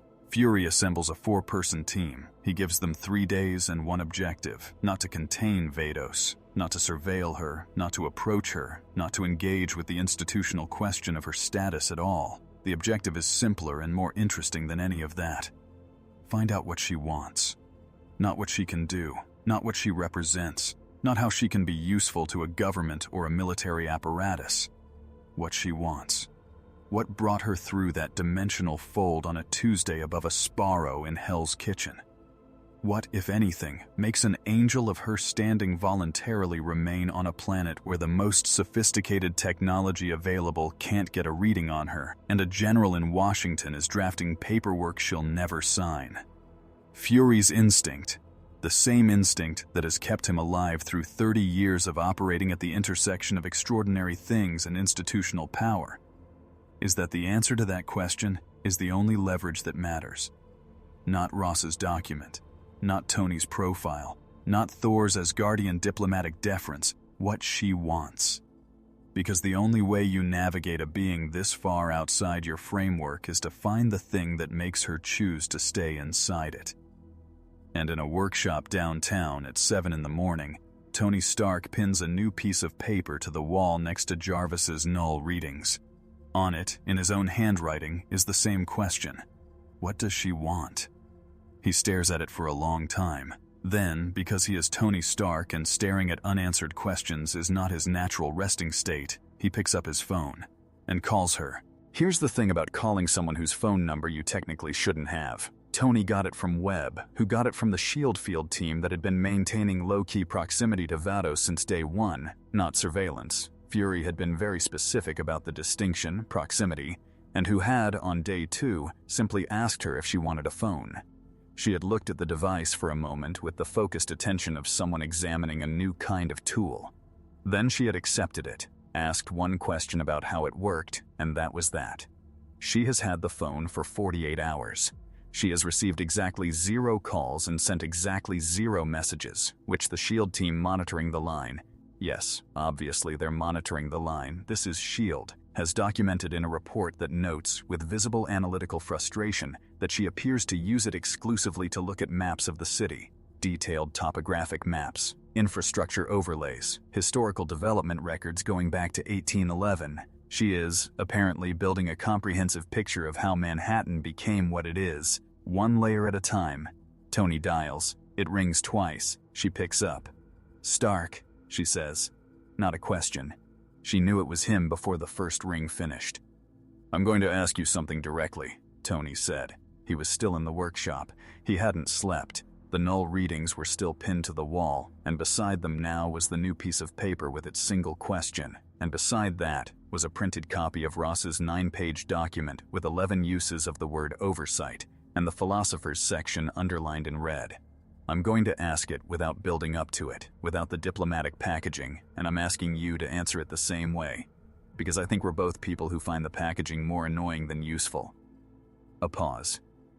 "People," she said, and the word car, right, a quality Tony couldn't immediately categorize. Not amusement, not correction, something more precise than either. "That's either inclusive or diplomatic on your end." "I'm going with inclusive," Tony said. "What do you want? Not what can you do for us, not what are you offering, not what's the diplomatic framing of your presence here. What do you actually want? Why are you still here? You closed a portal that was going to take us significantly longer to close. You found 17 things we missed. You spent 2 hours looking at topographic maps of a city that's been standing for 400 years. So, what do you want?" The silence on the line is not the silence of someone formulating a deflection. Tony has heard enough deflection silences to recognize them.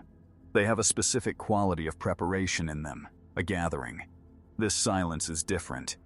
It's the silence of someone deciding whether to answer a question they have already answered for themselves. Which is, Tony knows, a completely different thing. It means the answer exists. It means she knows it. It means the question is only whether she chooses to share it. He waits. He is genuinely good at waiting when the waiting is for something specific. He has learned, across years of negotiating with people who think they have the upper hand, that the person who speaks first into a silence that has real information in it almost always loses something. So he waits.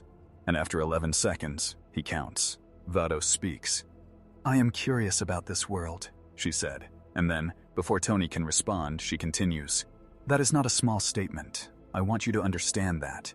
I am not curious about many things. My existence has been long enough and my experience broad enough that genuine curiosity has become a relatively rare condition. This world produces it." "Why?" Tony asks. It comes out quieter than he intended, less Stark standard and more genuinely wanting to know. There's a brief pause from her end. Not deliberation this time, more the pause of someone selecting a starting point in an explanation that has many possible entry points. "In my experience," Vados said, "beings who exist at significant scales of power tend to converge. They become more alike the more powerful they become. The variables that produce different personalities, different approaches, different philosophies, those variables are usually products of limitation, of working within constraints. The more powerful a being becomes, the fewer constraints it operates under, and the more it resembles every other being at that power level." She pauses. "Your world is different. Your world operates under extraordinary constraints, of time, of biology, of resources, of knowledge. And instead of converging toward a single response to those constraints, It produces an almost unreasonable diversity of responses, that bodega owner restocking his shelves during an alien invasion, your colleague in the armor building better tools because his tools failed, the Asgardian bowing because his instincts told him to despite having no protocol for the situation. 3 completely different responses to the same set of impossible circumstances. I find that, she pauses again, selects the word carefully, remarkable. Tony is quiet for a moment. He's looking at the wall, the null readings, Ross's document, the question he wrote at 7 in the morning. He's recalibrating, the way he does when new data arrives that reorganizes existing data. You're here, he said slowly, because you find us interesting. I am here, she corrected, with the precision of someone who cares about the difference. Because this world is producing something I have not encountered in a very long time. Something that beings at my scale rarely encounter, because beings at my scale have usually seen every variation of every response to every type of challenge. She pauses. You are new, not in years, not in technological development, in the specific quality of your response to your own limitations. Most species, when they encounter an existential threat, either develop sufficient power to eliminate the threat or are eliminated by it. Your world, 4 days ago, responded to an existential threat by sending 6 individuals. 6. With a plan that involved one of them dying to close the portal. She lets that sit for a moment. That is either the most irrational thing I have ever witnessed, she said, or the most interesting. I have not yet decided which. I am remaining to find out. Here is what Tony does with that information, and here is why it matters. He doesn't share it immediately with Fury. He doesn't call Ross. He doesn't write it up in a report or feed it into a SHIELD database or add it to the profile he's been building. He sits with it.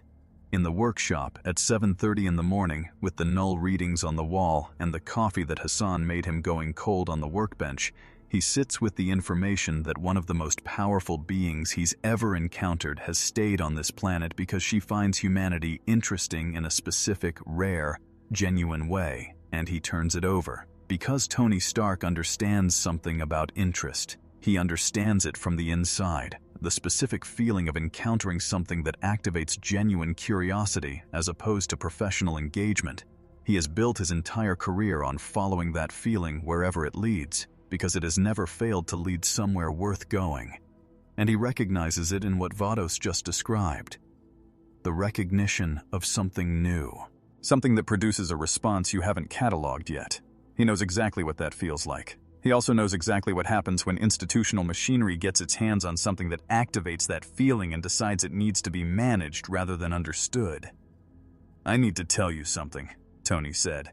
The tone of it, stripped of performance, carrying the specific weight of someone about to share information that costs them something, makes Vados quiet in a way that is itself a form of attention. There is a man named Ross, General Thaddeus Ross. He has a 9-page document with your situation as the design parameter and 4 years of patience and the institutional leverage to make that document very difficult for anyone to ignore. He is not building a weapon. He is building a framework, and the framework is specifically engineered to make beings like you, beings outside the existing jurisdictional architecture, subject to oversight that you did not agree to and cannot be physically compelled to accept, but which will make every interaction you have with this world politically and institutionally complicated in ways that are designed to feel like friction until they feel like walls. He pauses. I'm telling you this because I think you should know it's happening, and because I think the person who should decide what to do about it is you, not Fury, not Ross, and definitely not me. A long pause from her end, longer than the previous ones. You are warning me, she said. It is not quite a question. Yeah, Tony said. I am. Another pause. Why? He looks at the wall, at the null readings, at the question he wrote, at Ross's document. Because, he said finally, caging something careful is the most wasteful thing I can think of, and I've spent a lot of my life doing wasteful things. I'm trying to do fewer of them. The pause that follows is 2, He longest one yet, 19 seconds. Tony counts every one of them because Tony counts things even when the counting is the only thing available to do. And then Vados speaks, and what she says reshapes the rest of the story in ways that nobody, not Fury, not Ross, not Thor, not Webb and his meticulous incident reports, will fully understand until much later when the consequences have had time to develop into the shape of their actual significance. "Stark," she said, "I am going to tell you something that I want you to consider carefully before deciding what to do with it." Tony sits forward. "I'm listening."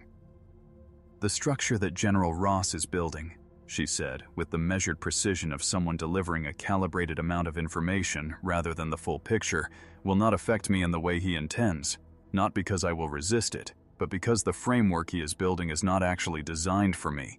It cannot be. He does not have the data required to design something for me specifically, and he is intelligent enough to know it. What he is designing is a framework for everything that comes after me. Every enhanced individual, every extraordinary being, every anomaly this world encounters in the years ahead." She pauses. "And I need you to understand. This world will encounter many more. This portal was not an isolated event. It was a signal. Not to you, to everything beyond your borders that is now aware this world exists and is worth visiting." The workshop is very quiet. Tony stares at the wall, at the null readings, at Ross's 9 pages, at the question he wrote at 7 this morning now partially answered in ways that have generated 12 new questions. "How many more?" he asks. His voice is very even, very controlled. The voice he uses when the answer to a question is going to be significantly larger than he wants it to be. Vados is wet for exactly 3 seconds. "Enough," she said, "that the framework he is building will matter. Whether it is the right framework or the wrong one will matter, and who shapes it." A pause. The weight of the pause is enormous. Who shapes it will matter most of all. The line is quiet.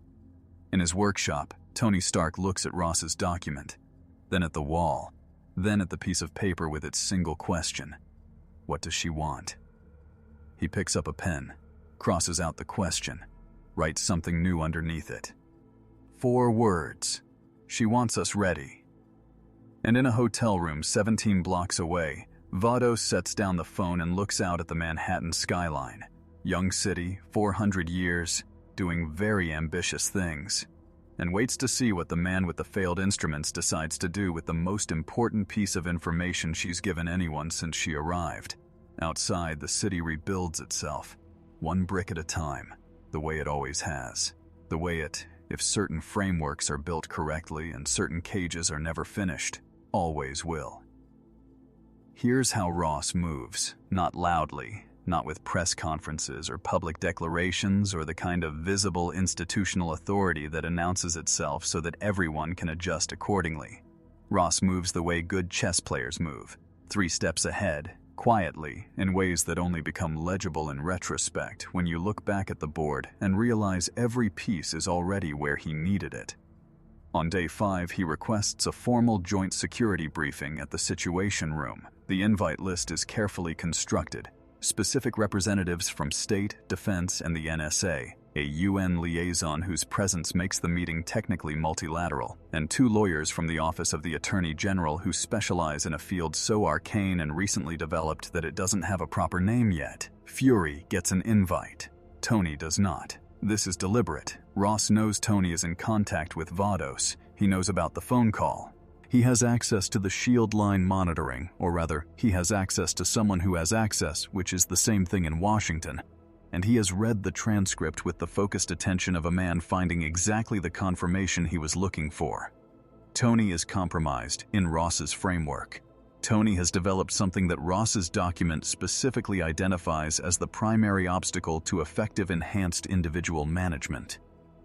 He has developed a relationship. Relationships produce advocacy. Advocacy produces interference. Ross is cutting the interference off at the source. Fury calls Tony the moment the invite arrives, which is how Tony finds out he's not on it. The conversation is short and carries the specific compressed energy of two people who are angry about the same thing but for slightly different reasons. "He's going to the UN liaison," Fury said. "He's making it international before we've had a chance to build the domestic conversation." "The domestic conversation where we figure out she's not a threat and doesn't need a framework?" Tony says. "Yeah, he's definitely skipping that part." Fury is quiet for a moment. She needs to know the timeline. Tony had already called her before Fury finished the sentence. Fury, to his credit, doesn't comment on this. He simply says, "Find out if she'll meet with me directly. Not through the field team. Not through Webb. Me." Tony relays this. There is a pause from Vados' end that he is getting better at reading. This one carries the quality of someone evaluating a request against their own operational calculus. "Tomorrow morning," she said finally. "The park, the east side, 6 a.m. Tony passes this to Fury. Fury is quiet. "She picked the time," he notes. "Yeah," Tony said. "She always picks the time. The Situation Room briefing happens first. Ross has timed it that way deliberately. He wants the international framework conversation to have already begun before Fury sits across from her in a park. He wants the architecture to have one more layer of scaffolding before anyone has the chance to make the emotional argument that it's the wrong architecture." The briefing lasts 2 hours and 14 minutes. What Ross presents is, objectively, impressive. He has built, in 5 days, a preliminary framework for what he calls Enhanced Individual Oversight Protocol, a multilateral agreement structure that would require any nation hosting an enhanced individual of significant power to report that individual to a joint international body, submit them to a standardized assessment protocol, and maintain ongoing documentation of their activities, capabilities, and institutional affiliations. The language is careful. It is consistently framed in terms of safety, transparency, and the protection of civilian populations. The word control does not appear once. The concept appears on every page. The UN liaison, a cautious Norwegian named Eriksson, who has been in this job for 14 years and has seen a great many creative reframings of difficult ideas, asks one question at the end. What is the enforcement mechanism if an enhanced individual declines to participate? Ross looks at him steadily. "We are working on that," he said. Which is, Eriksson understands, the honest answer, and the most alarming one. 6 a.m. in Central Park has a specific quality in October. The light coming in low and gold through the tree line, the air carrying the first real edge of autumn cold, the park itself existing in the brief window between the end of the night's emptiness and the beginning of the morning's population. Fury is there at 5:50 because Fury is always early and because he want.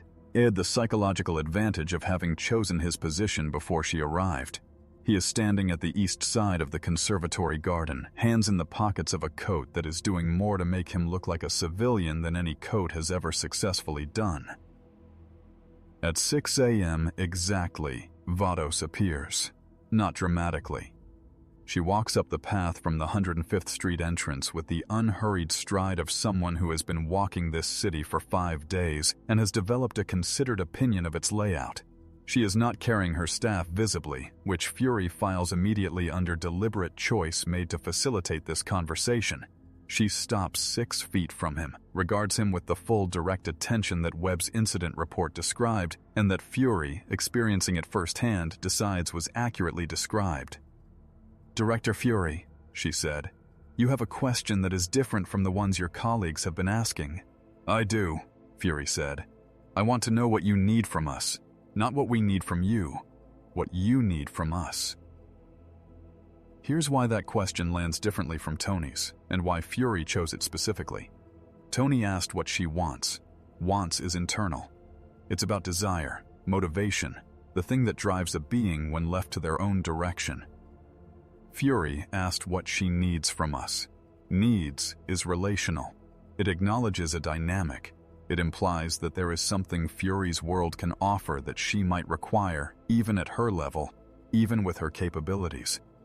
It is a more vulnerable question than Tony's in a very specific way. It admits the possibility of mutual dependence, however asymmetric. And Vados, who has been listening to humans frame their relationship with her primarily in terms of what she represents to them, asset, anomaly, design parameter, receives this question with a quality of attention that is subtly, meaningfully different from what's she's given anyone else in 5 days. She looks at Fury for a long moment. Then she says something that he will not include in any official report, that he will share with exactly one person, Tony, 14 months later in a different crisis. And that will inform every decision he makes about the enhanced individual oversight framework from this day forward. I need you to build something worthy of what's coming, she said.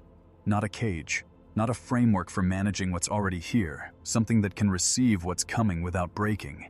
Your world just became visible. What visits next will not all be Chitauri. Fury is quiet for a long time. The park is still mostly empty around them. A jogger in the distance, a dog walker on the far path, the city beginning its daily process of waking up in the particular incremental way that cities wake, one light at a time. How much time do we have? Fury asked. Vados considers this with the precision of someone calculating rather than estimating. Enough, she said, if you use it correctly. Not enough if you spend it building frameworks that face inward rather than outward. She pauses. The document General Ross is constructing is a framework that faces inward. It is designed to manage what exists within your world's borders. What is coming will not respect your borders. The framework you need should be designed for that problem, not the one you currently have. Fury looks at her steadily. He has, in 30 years of intelligence work, developed the ability to hear what a source is and isn't saying simultaneously. What she is saying is clear. What she isn't saying, the outline of the information she's choosing not to share, the shape of the thing she's describing without naming it, is enormous. And Fury, who has built entire operational strategies on the outlines of things people didn't say, starts building immediately. You're not going to tell me specifically what's coming, he said. It wasn't a question. No, she said. I am not in the practice of removing the consequences of insufficient preparation. I will tell you that preparation is possible. I will tell you that the resources you need to prepare already exist within your world. I will tell you that the primary obstacle to accessing those resources is the framework currently being constructed in Washington. She looks at him directly. The rest is yours to determine. That is the nature of interesting species. They determine things. Ross's move comes at 11 a.m. It is more direct than anyone expected, which tells you something about how the Situation Room briefing went. It went well enough that Ross felt he had sufficient institutional backing to accelerate the timeline. 2 black SUVs and a government vehicle with State Department plates arrive at the hotel where Vados has been staying. The Shield Field team booked it for her on day 1, a quiet midtown property that has the advantage of having no press presence and the disadvantage of having, as it turns out, a lobby that is very easy to enter with a State Department authorization and a document requiring a formal response within 24 hours. Hargrove is there again. Different tablet, same document, significantly more pages. The 9-page preliminary has become a 23-page formal request for voluntary participation in the Enhanced Individual Oversight Protocol, now with an international co-signature from the Norwegian UN liaison.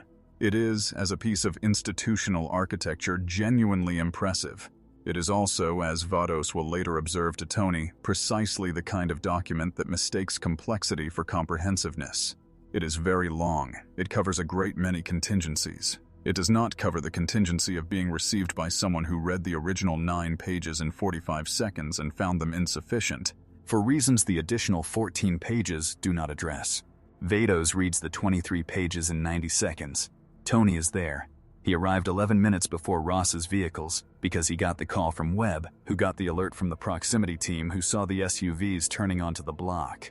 He is standing in the hotel lobby with the expression of a man who is watching an institutional process he predicted with depressing accuracy play out in real time. Thor is beside him, having arrived via the roof in the particular manner that makes hotel security have complicated feelings. Vados reads the document, sets it down on the lobby table, looks at Hargrove, And then she says something that Tony will quote, imperfectly but with genuine attempt at accuracy, in 4 separate conversations over the next 4 years, because it is the sentence that, more than anything else in this 5-day sequence of events, defines what Vados actually represents and what her presence in this world actually means. This document, she said, is your world's first serious attempt to answer a question it has only just understood it needs to ask. The question, how do you coexist with beings who exist at scales your institutions were not designed to accommodate, is the right question. It is, in fact, the most important question your world will face in the decades ahead. She pauses. The answer you have written here is wrong, not in its intentions, in its direction.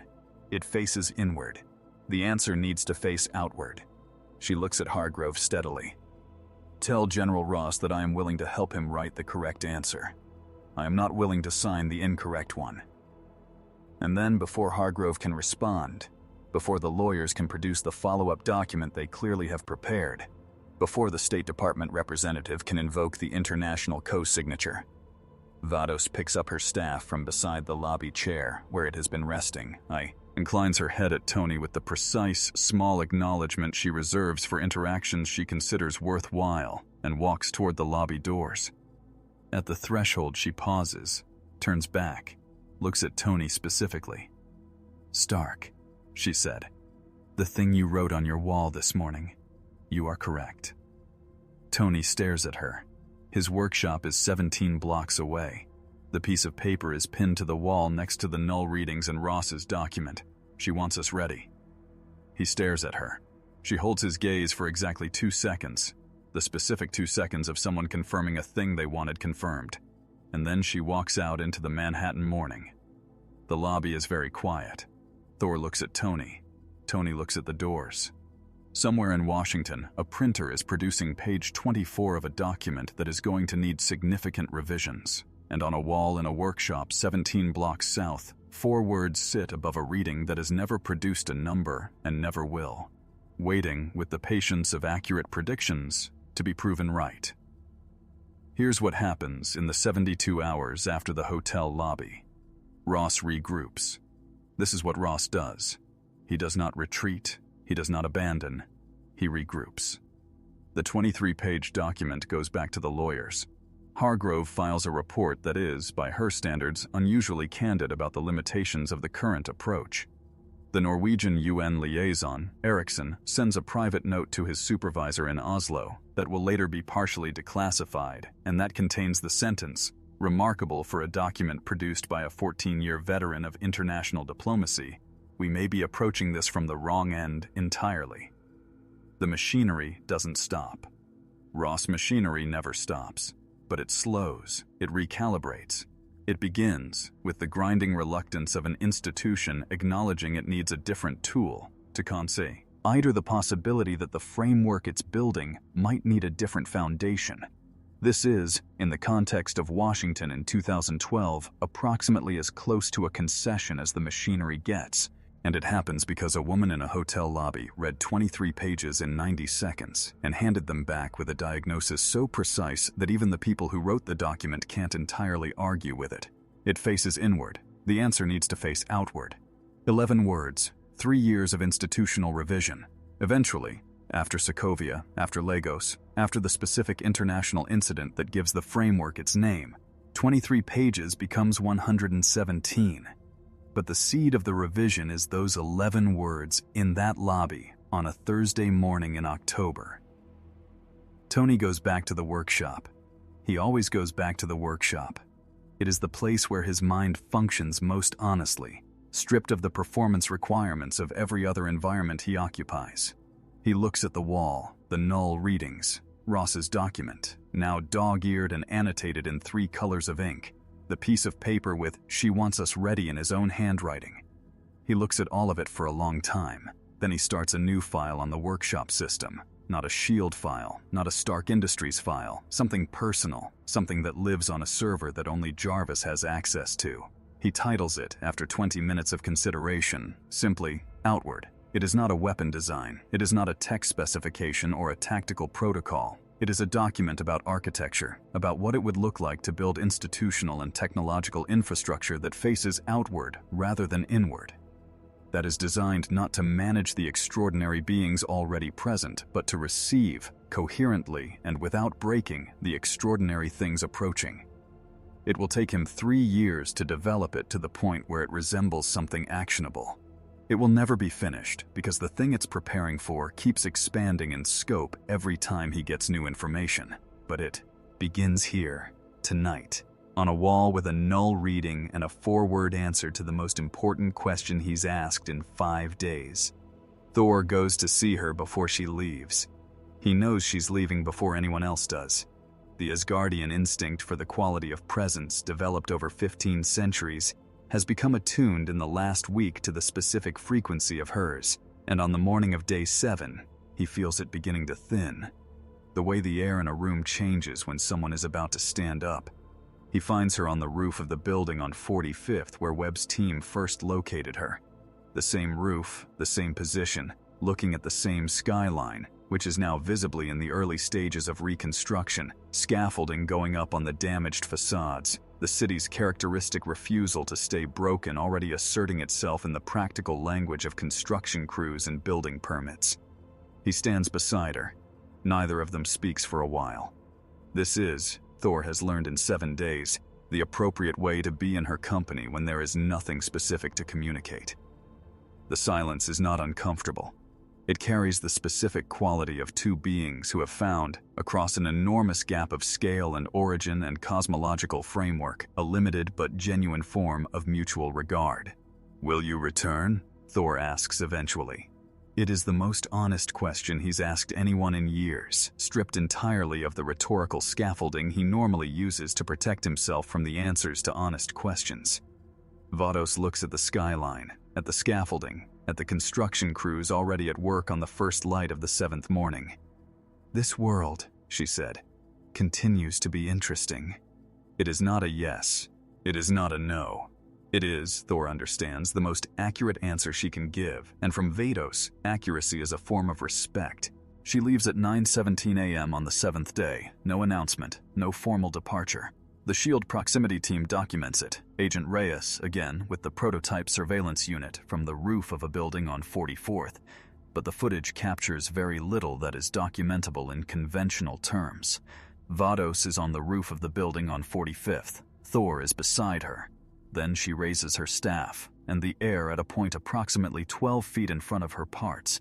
The same motion, the same neatness, the same quality of a precise edit rather than a forced opening. And she steps through, and the tier closes, and she is gone. The absence is immediate and physical in a way that surprises everyone who experiences it, though in retrospect it shouldn't. When something that has been applying a quiet, continuous pressure on the space around it for 7 days simply stops, the space notices, not dramatically, not with a rush of wind or a sonic boom or any of the sensory signatures that the arrival produced, just a settling. The particular quality of stillness that follows when a sustained tension is released. Thor stands on the roof for 4 minutes after she leaves. Agent Reyes documents this too. She notes in her report, with the careful understatement of someone who has spent a week documenting things that have no adequate precedent, that the Asgardian's expression during those 4 minutes is consistent with the specific quality of loss that attends the departure of something that was briefly, unusually clarifying. Here's what she leaves behind, and I want to be specific about this because the leaving behind is the whole point, the part that matters. She leaves behind 17 structural repair sites, all of which are addressed within the 72 hours following her departure, none of which would have been identified in time without her. She leaves behind a SHIELD incident file that will be classified at a level above most sitting directors, that Webb will spend 3 months completing, and that Fury will read 4 times before deciding it belongs in a category that doesn't yet exist in the filing system. She leaves behind a 9-page document that becomes 23, that becomes, eventually, 117. A framework that is wrong, then less wrong, then differently wrong, then, after years of revision shaped in ways no one fully acknowledges by 11 words delivered in a hotel lobby, pointing fractionally more outward than it did before. She leaves behind a file on Tony's personal server titled Outward that will grow in 3 years into the preliminary architecture of something that will genuinely matter when what she described as coming actually arrives. She leaves behind a god standing on a rooftop in the early October morning, recalibrating a 1,500-year-old understanding of the size of the universe. She leaves behind a general with a document that is insufficient in ways he is only beginning to understand. And she leaves behind a question, one she never asked directly, but that her entire 7-day presence constituted, hanging in the post-battle air of a city rebuilding itself one scaffold at a time. The question is this, and here's why it matters, and why it's the real payload of everything that happened this week. More than the 4-minute invasion ending, more than the null readings, more than the hotel lobby and the park and the phone call and the 11 words. The question is, what are you building it for? Because every institution, every framework, every document with 11 uses of the word oversight, and every file titled Outward on a private server, they're all answers to that question. Ross's answer in 2012 is, we're building it to manage what's here, to contain the extraordinary, to subject the anomalous to institutional legibility, to ensure that power, wherever it appears, whatever form it takes, is accountable to the structure. That is a coherent answer. It is not a wrong answer. It is, as Vados said in the lobby, the wrong direction for the answer. Tony's answer, developing slowly on a workshop wall, is different. We're building it for what's coming, not to manage the present, to be adequate to the future, to face outward, to build something worthy of what arrives rather than something sufficient to contain what already exists. These two answers are going to produce 4 years of friction, one international incident in Eastern Europe, 117 pages of formal language, and the specific political crisis that the world will eventually call the Sokovia Accords debate. The debate will look, from the outside, like a fight about accountability and autonomy, and the question of whether heroes need oversight. But its actual origin, its first cause, the thing that set the terms before anyone knew the terms were being set, is a 7-day visit from a being the instruments couldn't read, who looked at a planet of 6 billion people doing ambitious things with limited tools and found it, specifically and genuinely, remarkable. Fury writes one personal note about the week, not a report, not a classified document. A note, handwritten, on the kind of paper that doesn't go into any filing system. He writes it the night after she leaves, in his office on the helicarrier, with Manhattan visible through the window, still carrying the evidence of what happened in its scaffolding and its repair crews, and the specific quality of a city that has survived something and is not entirely sure yet what surviving it means. The note is short. It reads, "She was here for 7 days. She ended the invasion in 4 minutes and spent the remaining 6 days, 23 hours, and 43 minutes looking at us. She found us interesting. I do not think we understand yet what it means that she did. I do not think we understand yet it means that she left. I think both things matter. I think how we respond to both things will matter more than anything else we do in the decade ahead. We should build something worthy of being found interesting. We have not done that yet. We should start." He folds the note, puts it in his inside coat pocket. In the years that follow, through every political battle over the framework and every revision of the document and every institutional fight over the question of outward versus inward, he will reach into that pocket occasionally and feel the folded paper there. He will not reread it. He has it memorized. It is, in its way, the clearest operational directive he has ever written, even if it is the only one he wrote entirely for himself. So here's where we leave it. 7 days. 4 minutes and 17 seconds to end an invasion that 6 extraordinary people had been fighting for 3 hours. 17 structural vulnerabilities found in 22 minutes. 1 phone call at 7 in the morning. 1 conversation in a park at 6 a.m. 1 sentence in a hotel lobby that sent a 23-page document back for revision. 1 7-second tear in the sky above a Sparrow on 43rd and 8th that opened and closed so cleanly it left no scar on the air. And a wall in a downtown workshop with a null reading pinned to it, the proof that something existed here that couldn't be measured, sitting beside 4 words in the handwriting of the man who measures everything. She wants us ready. She is gone. The city is rebuilding. Ross's document is on its 4th revision. Tony's file is 9 pages and growing. Thor is flying back to New York, Mjolnir cutting through the October air, running a calculation that has nothing to do with battle trajectories.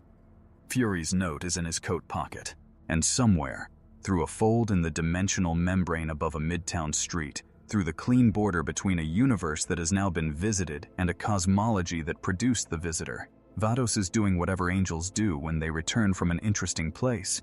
Perhaps she files a report of her own. Perhaps she tells Champa nothing, because nothing she encountered requires reporting at his level. Perhaps she returns to her duties exactly as she left them, carrying the weak the way you carry a memory of a place that surprised you. Not heavily, not urgently, but with the specific, quiet pleasure of something that proved the universe still has the capacity to produce novelty. She said this world was interesting. She said she hadn't decided yet if sending 6 people against an existential threat was irrational or remarkable. She left without deciding, which means if you're paying attention, if you've been paying attention for 10 chapters and 400 years of a city and 7 days of a visit that couldn't be measured, the question is still open. The verdict is still out. She hasn't closed the file, and that means there is still time for a world that is young and ambitious and doing complicated things with limited tools to be the second thing rather than the first, remarkable rather than irrational, worthy rather than merely interesting. The portal above Stark Tower is closed. The sky above Manhattan is blue. The scaffolding is going up.